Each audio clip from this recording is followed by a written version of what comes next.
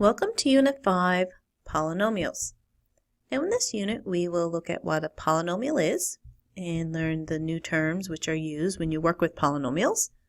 And we'll also perform some operations on polynomials like addition, subtraction, multiplication, and division. So let's start with Lesson 1, Polynomial Terms. So a polynomial is when you have one term, or the sum of terms, whose variables have whole number exponents.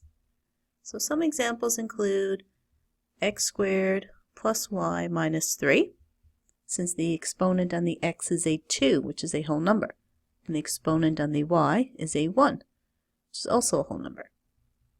We also have 2x cubed minus x squared plus 3x minus 1. All the exponents are whole numbers again, or even something simple like 5x. These are all polynomials. Now to clarify what a term is, this is a number, or a variable, or a combination of a number and variable put together with multiplication. So for example, -3 is a term. We can have x squared as a term, just a variable y on its own, or like I said, a number and a variable put together, which are joined with multiplication. So there's a times in between. Now some polynomials have special names. If you have a polynomial with only one term, we call that a monomial. So 5x squared is one term, so it's a monomial. 14 on its own is just one term, so it's a monomial as well.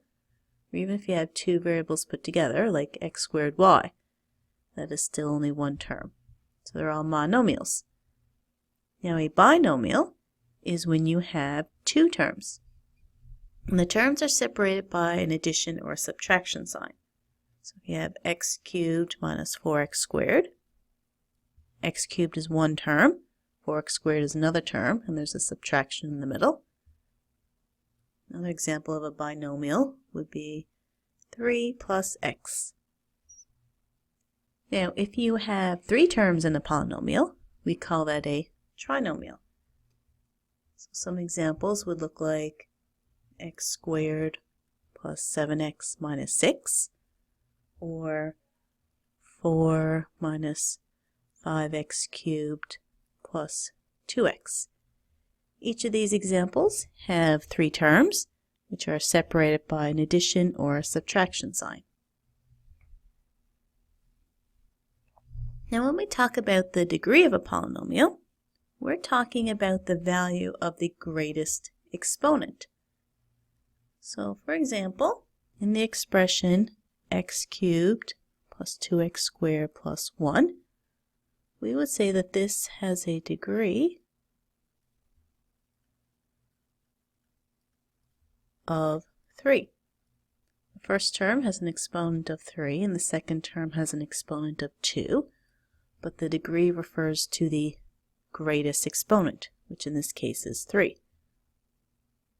Another example, x plus 4x to the 5 plus x to the 4 plus 8x cubed. We can say that this has a degree of 5. That is the highest exponent we have here. So this has a degree of 5. Now if you have a polynomial with two different variables put together, like x squared y plus xy, what we need to do here is add each of the exponents together. So for the first term here, I would add together 2. This has a 1 here. So 2 plus 1 is 3. So let's make the note that we need to add exponents together. Now for the other term, we add 1 plus 1, which is 2. So this one would also have a degree of 3, since that is the highest one. Now the coefficient of a term is the numerical factor. So for the term -5x, we would say that this has a coefficient of -5.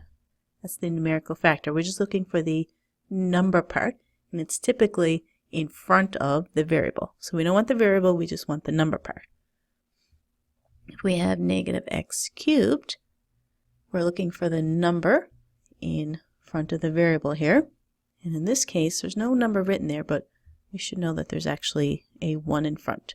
So we can say that this has a coefficient of -1. Or for something like 3x squared, looking at this number here, which is 3. So this has a coefficient of 3. Now our last definition is the constant term. This is the number in an expression or equation that does not change. So this is the term that doesn't have a variable with it. It's just a number. So for x squared minus 6x plus 4, we are looking at this number right here, because this term does not have a variable with it. So it's called the constant term. So we'll say that this has a constant term of 4. For 7 plus x squared, again we're looking for which term does not have a variable with it. That would be a 7. So this has a constant term of 7. Another example, x squared minus 5 plus 2x. So this middle term here doesn't have a variable with it. And don't forget to include the negative with it. So we'll say that this has a constant term of -5. If we've looked at lots of expressions that were polynomials, let's look at what a expression that's not a polynomial would look like. So what we're looking at here is when we have a fraction and there's a variable in the denominator, or if we have a radical with a variable, or an exponent that's not a whole number. So some examples would look like this here, 1 over 2x. So we have a fraction, but the variable is in the denominator of the fraction. So that's not a polynomial. You're allowed to have a fraction, but then the variable be in the numerator. It just can't be in the denominator. If we have a radical with a variable like square root of x, that is not a polynomial either. Or if you got an exponent that's not a whole number. A whole number is a number that's greater or equal to 0. So if you have like x to -3, that is not a polynomial either.